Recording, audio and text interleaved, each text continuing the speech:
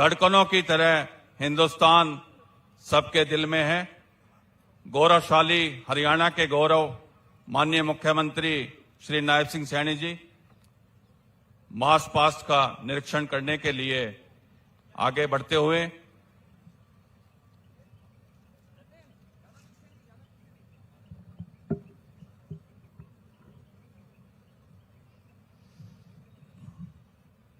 मैं उनको नमन करता हूं, हिंद जिनकी जान था, नाम था हिंदुस्तानी, जिनका धर्म हिंदुस्तान था।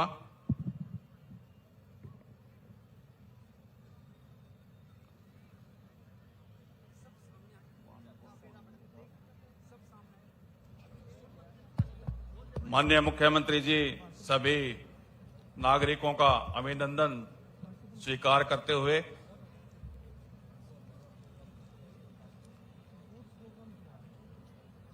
आप सभी जानते हैं महारानी लक्ष्मीबाई, नेताजी सुभाष चंद्र बोस, अमर शहीद चंद्रशेखर आजाद, राम प्रसाद बिस्मिल, राजगुरु सुखदेव, भगत सिंह जैसे वीरों ने अपना बलिदान देकर भारत को ब्रिटिश हुकूमत की बेड़ियों से आजाद करवाया था।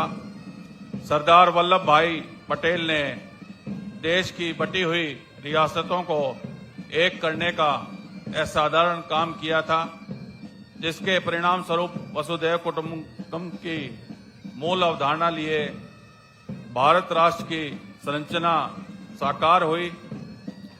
भारत रत्न पूर्व प्रधानमंत्री स्वर्गीय अटल बिहारी वाजपेयी जी का कहना था कि भारत कोई भूमि का टुकड़ा नहीं, यह एक जीवंत राष्ट्र है, यह चंदन की भूमि है, अभिनंदन की भूमि है, यह तर्पण की भूमि है, यह अर्पण की भूमि है।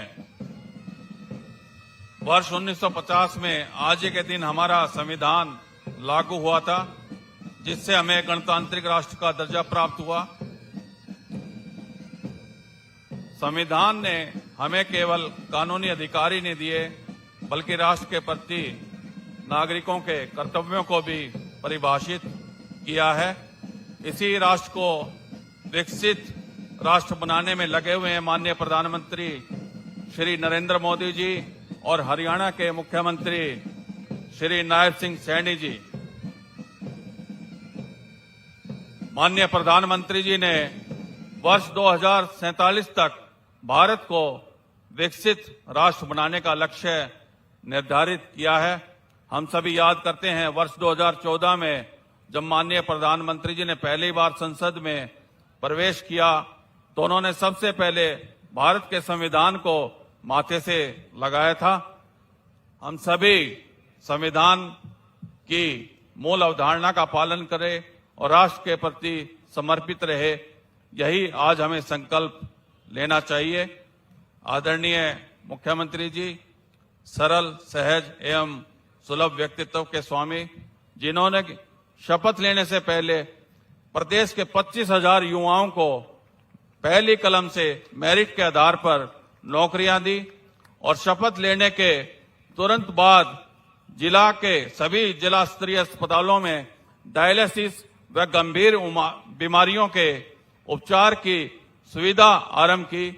ऐसे जनप्रिय नेता हमारे आदरणीय मुख्यमंत्री जी, जो कि सुशासन में विश्वास रखते हैं। माननीय मुख्यमंत्री जी का मानना है कि शासन सत्ता का कोई अधिकार नहीं, जन सेवा का यह एक उचित माध्यम है और लोक कल्याण में सुशासन का सदुपयोग होना चाहिए। अब मेरा अनुरोध है माननीय मुख्यमंत्री जी से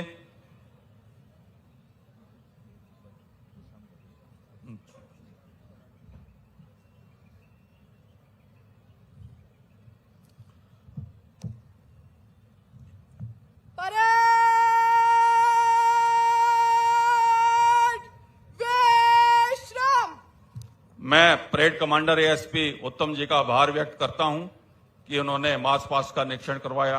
आदरणीय मुख्य अतिथि को मैं माननीय मुख्यमंत्री जी से अनुरोध करूंगा कि वे गणतंत्र दिवस समारोह के शुभ अवसर पर अपना अनुपम संदेश देकर हमें अनुग्रहित करें, कृतार्थ करें। आदरणीय मुख्यमंत्री जी। आदरणीय बुजुर्गों, स्वतंत्रता सेनानियों के परिजनों,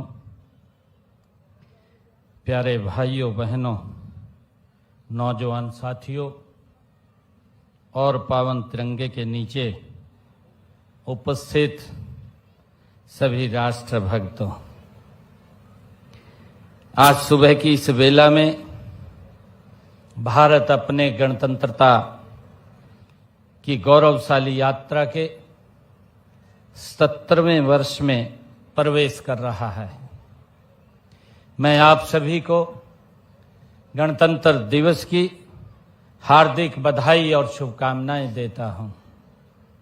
मैं राष्ट्र की सीमाओं के सजग प्रहरियों को भी गणतंत्र दिवस की हार्दिक बधाई देता हूं। आज के दिन हमें गणतंत्र के रूप में स्वशासन की सर्वोच्च शक्ति मिली थी। यह दिन हमारे संविधान की आत्मा और हमारी लोकतांत्रिक चेतना को जीवंत बनाए रखने के लिए सामूहिक संकल्प का अवसर है। मैं उन अमर शहीदों और स्वतंत्रता सेनानियों को नमन करता हूं जिनके महान त्याग और बलिदानों से हमें आजादी स्वराज का बहुमूल्य उपहार मिला है। मैं संविधान शिल्पी बाबा साहेब डॉक्टर अंबेडकर भीमराव जी समेत संविधान सभा के सभी माननीय सदस्यों को भी मैं नमन करता हूं। भाइयों बहनों, हमारा कर्तव्य है कि हम मातृभूमि के लिए जान देने वाले शहीदों के परिवारों व उनके आश्रितों का हम सहारा बने। इस दिशा में हमने स्वतंत्रता सेनानियों व उनकी विधवाओं की पेंशन बढ़ाकर 40,000 रुपये मासिक की है। युद्ध में शहीद सैनिकों के परिवारों के लिए अनुग्रह राशि भी बढ़ाकर 1 करोड़ रुपए की है।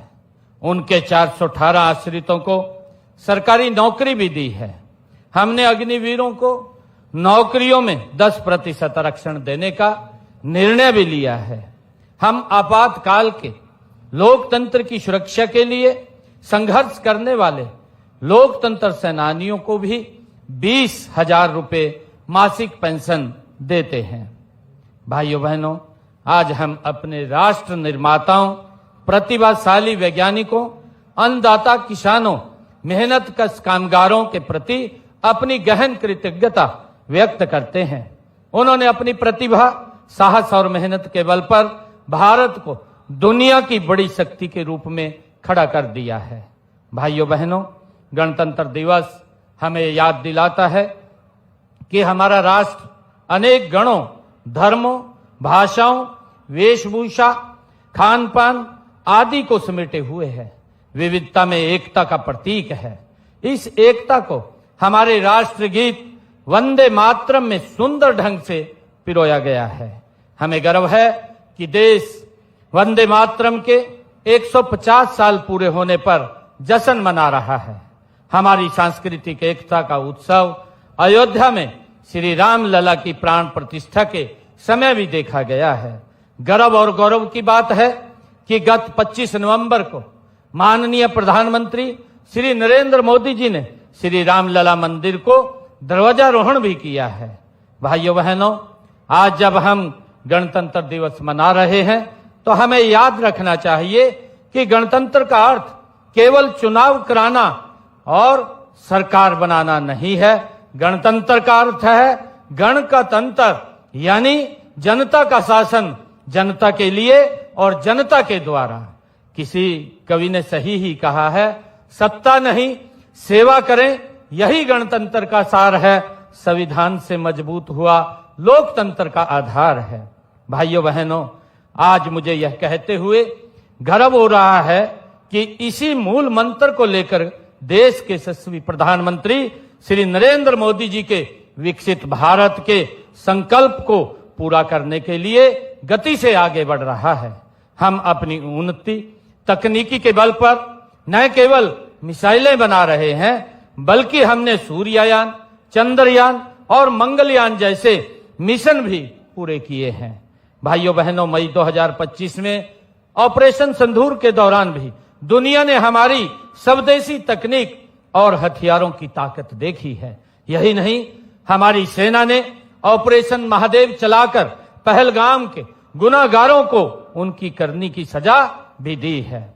भारत के यशस्वी प्रधानमंत्री नरेंद्र मोदी जी के दूरदर्शी व कुशल नेतृत्व में दुनिया की चौथी बड़ी आर्थिक शक्ति बन गया है।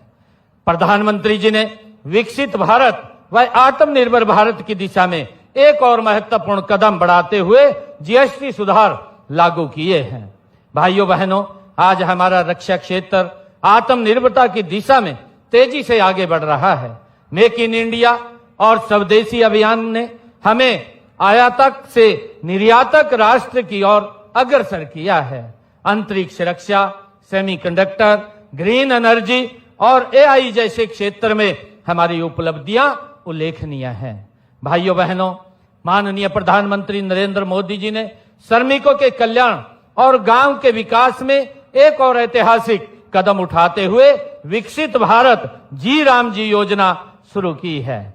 प्रिय प्रदेशवासियों, राष्ट्र की इस प्रगति यात्रा में हरियाणा प्रदेश का भी महत्वपूर्ण योगदान रहा है। मैं बताना चाहूंगा कि हरियाणा देश के क्षेत्रफल का मात्र 1.34% और जनसंख्या का 2.09%, लेकिन आज देश की जीडीपी ने हमारा योगदान 3.7% है। हरियाणा 3,53,000 रुपए प्रति व्यक्ति के साथ देश के बड़े राज्यों में प्रथम स्थान पर है। भाइयों बहनों, मुझे बताते हुए खुशी भी है कि हरियाणा प्रति व्यक्ति जीएसटी संग्रहण में देश में प्रथम स्थान पर है। State ease of doing business ranking में हरियाणा टॉप अचीवर्स कैटेगरी में ये शामिल है। उद्योगों को लॉजिस्टिक सुविधा देने हरियाणा देश में दूसरे तथा उत्तर भारत में ये पहले स्थान पर है। साथियों, हरियाणा ओलंपिक व अन्य अंतर्राष्ट्रीय खेल प्रतियोगिताओं में सर्वाधिक पदक जीतने वाला राज्य है। भाइयों बहनों, मुझे गर्व है कि आज गुरु द्रोण की नगरी गुरुग्राम में ध्वजारोहण का अवसर मुझे मिला है। मुख्यमंत्री के रूप में गणतंत्र दिवस पर ध्वजारोहण का यह मेरा दूसरा अवसर है। गुरुग्राम वह शहर है जहां गुरु द्रोणाचार्य की शिक्षा और आधुनिक तकनीक का ये मेल होता है। यहाँ की गगनचुंबी इमारतें, 250 से अधिक फॉर्च्यूनर कंपनियां और यहाँ का स्टार्टअप इकोसिस्टम इस बात का प्रमाण है कि यदि सही नीति और नियत हो तो हम क्या कुछ हासिल नहीं कर सकते हैं। यह प्रमुख कंपनियां आईटी, बीपीओ स्टार्टअप्स और ऑटोमोबाइल इंडस्ट्री का घर हैं। यह सब आपकी कड़ी मेहनत का ये परिणाम है। इसके लिए मैं सभी गुरुग्राम वासियों को हार्दिक बधाई देता हूं। गणतंत्र का यह पर्व हमारे अतीत को याद करने के साथ साथ हमारे वर्तमान और भविष्य की उस सुनहरी तस्वीर को भी देखने का है जिसने हमें सबने मिलकर पिछले 11 वर्षों में ये गढ़ा है। साथियों, हम सब जानते हैं कि दशकों तक सत्ताएं बदली लेकिन व्यवस्थाएं नहीं बदली। आम व्यक्ति सरकारी दफ्तरों के चक्कर काटता रहता था, भेदभाव का शिकार होता था, जनता से वोट लेने के लिए झूठे वायदे किए जाते थे जिन्हें कभी भी पूरा नहीं किया गया।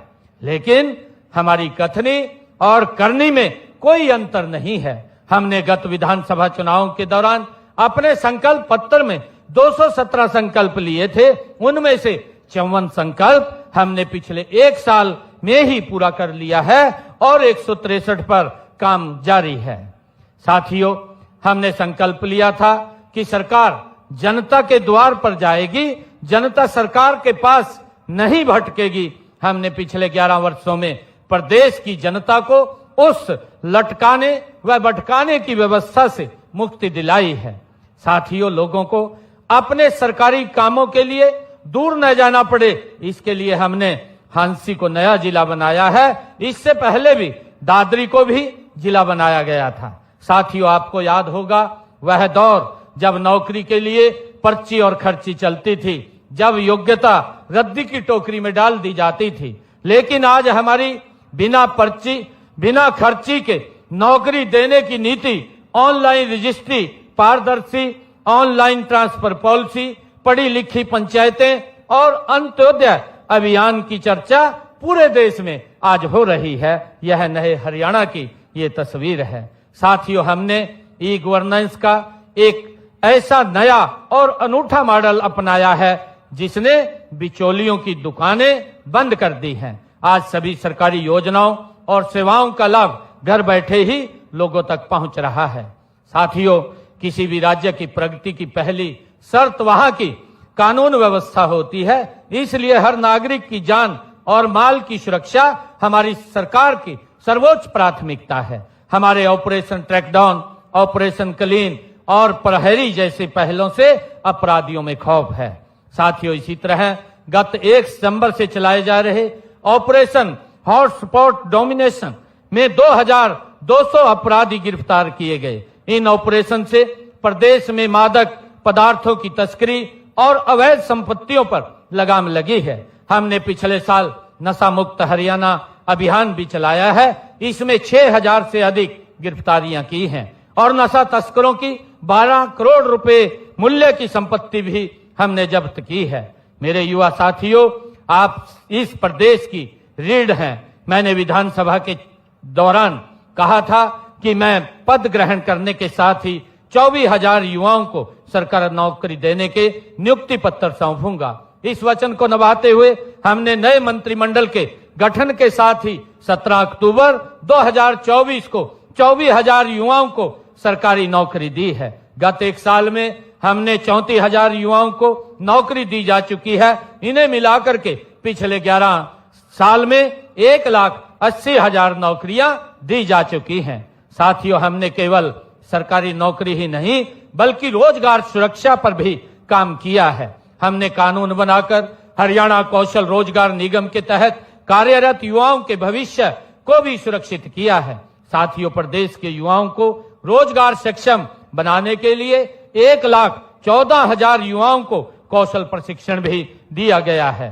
साथियों, डंकी रूट की समस्या को खत्म करने के लिए हमने 26 मार्च 2025 को विधानसभा में बिल पास करवाकर कानून बनाया है। इसका उद्देश्य यात्रा एजेंट के अवैध और धोखाधड़ी पूर्ण लेन देन की जांच कर उन पर अंकुश लगाना है। भाइयों बहनों, हरियाणा की आत्मा हमारे गांव और खेतों में बसती है।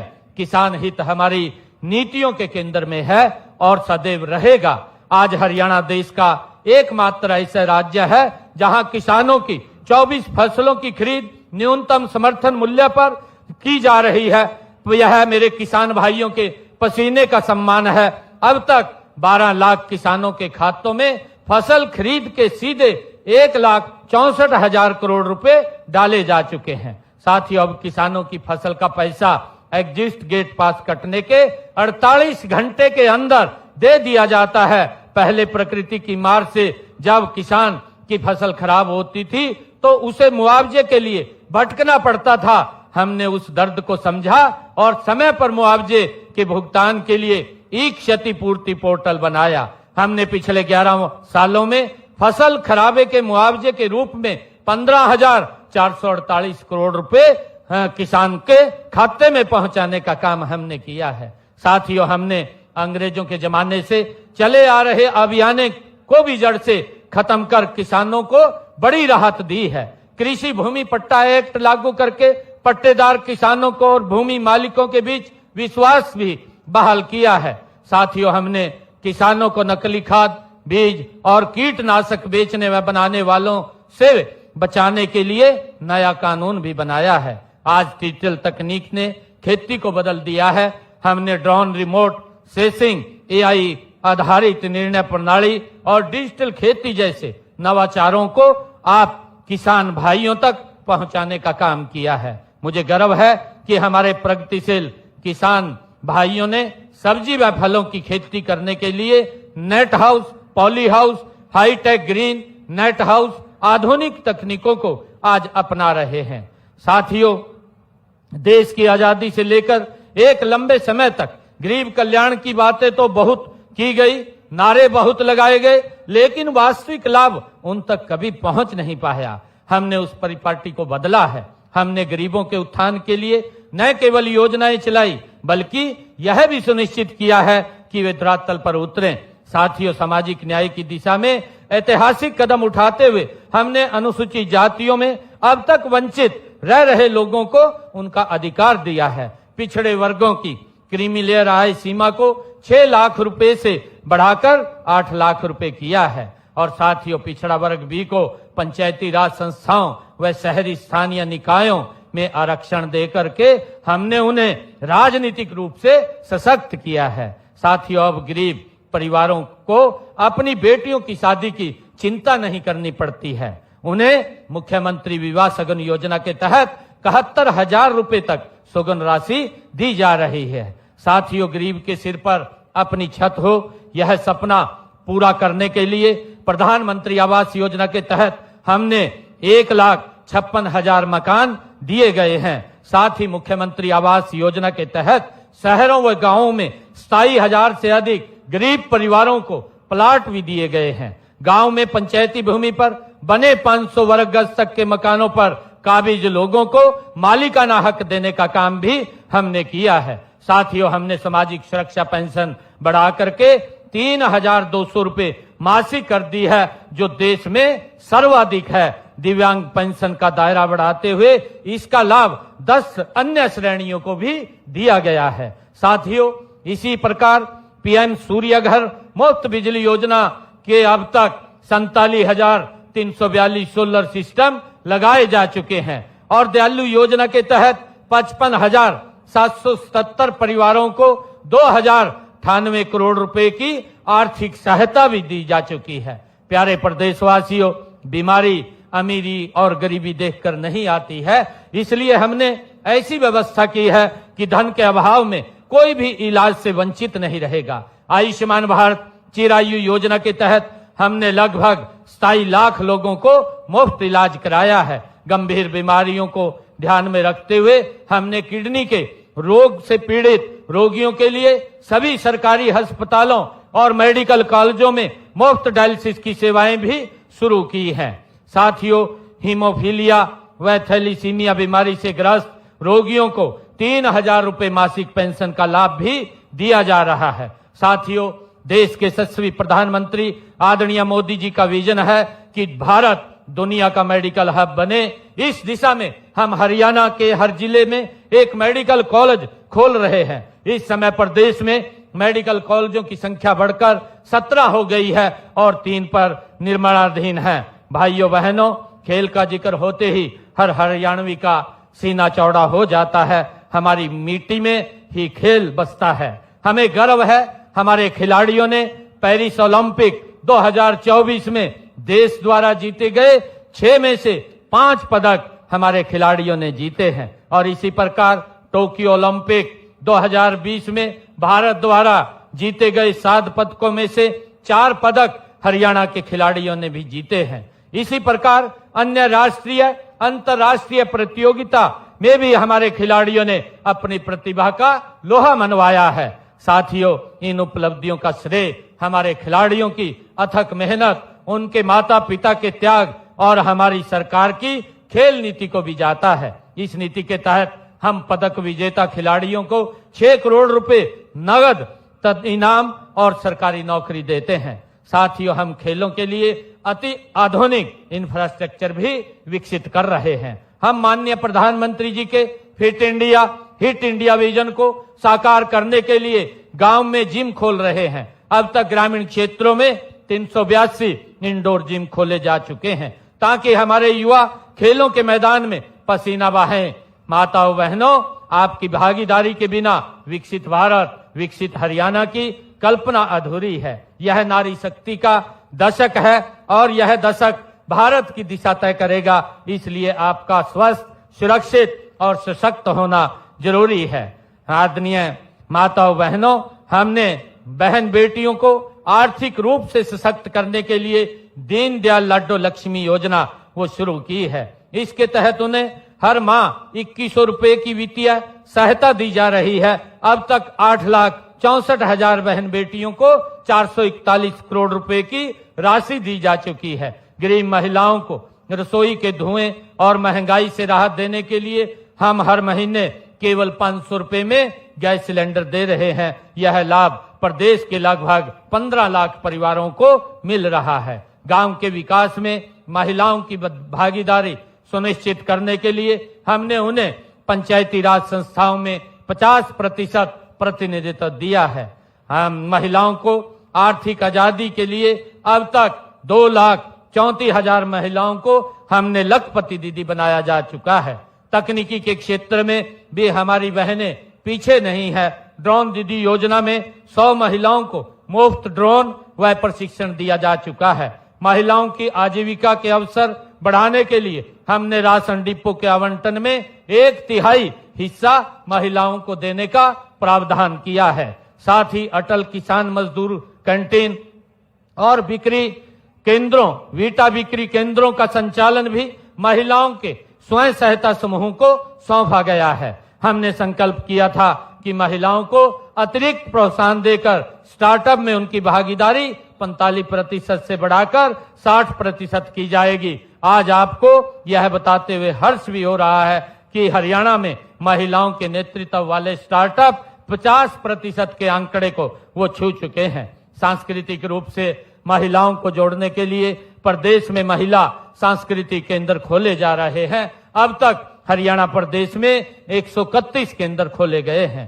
बहन बेटियों को उच्च शिक्षा के देने के लिए प्रदेश में खोले गए 80 कॉलेजों में से 30 विशेष रूप से लड़कियों के हैं। आज पोस्ट ग्रेजुएट तक लड़कियों को मुफ्त शिक्षा दी जा रही है। भाइयों बहनों, उद्योग हमारी अर्थव्यवस्था का आधार है और रोजगार का बड़ा साधन भी है। हमने औद्योगिक विकास को गति देने के लिए ईज ऑफ डूइंग बिजनेस का एक बेहतरीन इकोसिस्टम तैयार किया है। हमने प्रमाण पत्र, लाइसेंस और अनुमति देने में अड़चन पैदा करने वाले अनेक पुराने नियमों और जटिल प्रक्रियाओं को खत्म कर दिया है। आज हरियाणा में निवेशकों को 150 से अधिक सेवाएं ऑनलाइन प्रदान की जा रही हैं और उन्हें सभी स्वीकृतियां 12 दिनों में देना सुनिश्चित किया गया है। साथियों, हम प्रदेश के हर क्षेत्र में उद्योग लगा रहे हैं ताकि क्षेत्रीय असंतुलन खत्म हो। IMT खरखौदा में मारुति सुजुकी का सबसे बड़ा प्लांट शुरू होने जा रहा है। वहीं पर सुजुकी को मोटरसाइकिल प्लांट और UN मिंडा ग्रुप का एलाई व्हील प्लांट भी बनने जा रहा है। गुरुग्राम आज IT और स्टार्टअप का वैश्विक केंद्र बन चुका है। ग्लोबल सिटी प्रोजेक्ट के रूप में गुरुग्राम में 1000 एकड़ की टाउनशिप बन रही है। साथियों, नारनौल में लॉजिस्टिक हब, हिसार में मैन्युफैक्चरिंग क्लस्टर और सोहना में इलेक्ट्रॉनिक्स पार्क विकसित किया जा रहा है। हमारी प्रोत्साहन योजनाओं का ही परिणाम है कि आज हरियाणा देश विदेश के निवेशकों की पहली पसंद बन गया है। गत 11 वर्षों में प्रदेश में 12,92,000 सूक्ष्म लघु मध्यम उद्योग लगे हैं तथा इनमें 49 लाख लोगों को रोजगार भी मिला है। प्रदेश में मुख्यमंत्री शहरी स्वामित्व योजना के तहत 20 साल से अधिक समय से दुकानों व मकानों की मलकियत पर उन पर काबिज व्यक्तियों को उन्हें दी गई है। साथियों, हमारे व्यापारी भाइयों का भी प्रदेश के विकास में महत्वपूर्ण स्थान है। हमने उनके हित में ई रिफंड, कराधान के क्षेत्र में ई पंजीकरण और टैक्स की ई अदायगी और एवं रिटर्न की फाइलिंग, ई निविदा और सी फार्म जारी करने की ऑनलाइन सुविधा भी शुरू की है। भाइयों बहनों, हम मानते हैं कि प्रदेश का विकास का मार्ग गांव की गलियों से होकर गुजरता है। ग्राम विकास में तेजी लाने के लिए हमने ग्राम पंचायतों द्वारा बिना टेंडर के काम करवाने की लिमिट लगभग 5 लाख रुपए से बढ़ाकर 21 लाख रुपए कर दी है। हमने संपत्तियों के सालों चले विवादों को खत्म करने के लिए सभी गांवों को लाल डोरा मुक्त बना दिया है। साथियों, बिजली के क्षेत्र में ऐतिहासिक सुधार करते हुए प्रदेश के 6000 से अधिक गांवों में हमारा गांव जगमग गांव योजना के तहत 24 घंटे बिजली दी जा रही है। साथ ही सभी 30 लाख से अधिक ग्रामीण घरों में नल से स्वच्छ जल पहुंचाया गया है। स्वच्छता ही सेवा के मंत्र पर चलते हुए गांव में कूड़े कचरे के निपटान के लिए 6,183 ठोस और 2,582 तरल कचरा प्रबंधन परियोजनाएं भी शुरू की गई हैं। गिरते भूजल स्तर को सुधारने के लिए 2,088 अमृत सरोवर बनाए गए हैं, जो जल संरक्षण की दिशा में मील का पत्थर साबित होंगे। साथियों, शहरों में विकास कार्यों को गति देने के लिए शहरी स्थानीय निकायों की शक्तियों का विकेंद्रीकरण किया गया है। मेयर के चुनाव को प्रत्यक्ष करवाना शुरू किया है। इससे जनता की सीधी भागीदारी बढ़ी है। साथियों, फरीदाबाद करनाल को स्मार्ट सिटी बनाया जा रहा है। गुरुग्राम, फरीदाबाद, सोनीपत, हिसार और पंचकुला के समग्र विकास के लिए मेट्रोपॉलिटन डेवलपमेंट अथॉरिटी का गठन किया गया है।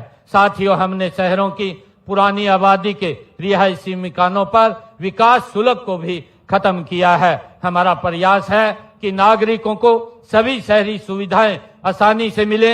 इसके लिए हमने ऑनलाइन बिल्डिंग प्लान अप्रूवल से लेकर संपत्ति करके डिजिटलीकरण तक हर प्रक्रिया को सरल बनाया है। साथियों, हमने 2,147 अवैध कॉलोनियों को नियमित किया है ताकि वहां रहने वाले लाखों लोगों को बुनियादी सुविधाएं मिल सकें। भाइयों बहनों, आज हरियाणा समृद्धि की एक नई परिभाषा लिख रहा है। प्रदेश में इंफ्रास्ट्रक्चर में तेजी से विकास हुआ है। हर जिले को राष्ट्रीय राजमार्ग से जोड़ने के लिए 12 नए राष्ट्रीय राजमार्ग घोषित किए गए हैं, जिनमें से 13 का कार्य पूरा हो चुका है। साथियों, महाराजा अग्रसेन हवाई अड्डे से हवाई सेवाएं शुरू की गई हैं, जिससे हिसार और आसपास का क्षेत्र अब सीधे हवाई नक्शे पर आ गया है। हिसार से अयोध्या, दिल्ली, जम्मू कश्मीर और जयपुर के लिए सीधी उड़ान शुरू हो चुकी है। साथियों, माननीय प्रधानमंत्री नरेंद्र मोदी जी द्वारा 6,230 करोड़ रुपए की लागत से बनने वाले रिठाला से कुंडली मेट्रो कॉरिडोर का शिलान्यास किया गया है, जो कनेक्टिविटी और अधिक सुगम बनाएगा। शिक्षा के इंफ्रास्ट्रक्चर को मजबूत करते हुए क्लस्टर अप्रोच के तहत सभी क्षेत्रों में पर्याप्त संख्या में स्कूल और 20 किलोमीटर के दायरे में एक कॉलेज खोला गया है। हर क्षेत्र की आर्थिक स्थिति को मजबूत करने के लिए ब्लॉक स्तर पर लघु व मध्यम उद्योग के क्लस्टर स्थापित किए जा रहे हैं। प्यारे प्रदेशवासियों, पिछले 11 वर्षों का हमारा कार्यकाल विकास, समरसता, सहिष्णुता के साथ साथ उन बदलावों का साक्षी भी रहा है, जिनसे हर आदमी का जीवन सरल, सुगम और सुरक्षित हुआ है। आइए आज हम गणतंत्र दिवस के इस पावन अवसर पर हरियाणा को हर दृष्टि से देश का सर्वश्रेष्ठ राज्य बनाने का हम संकल्प लें। इस अवसर पर मैं ये कहना चाहूंगा कि आओ आज संकल्प लें, हर कर्तव्य पथ को न भूलें, स्वार्थ नहीं, राष्ट्र प्रथम हो, तभी गणतंत्र फले फूले। मैं एक बार फिर आप सभी को 77वें गणतंत्र दिवस की हार्दिक शुभकामनाएं देता हूं। धन्यवाद। जय हिंद, जय भारत। बहुत बहुत धन्यवाद, आपका आभार। Hello check.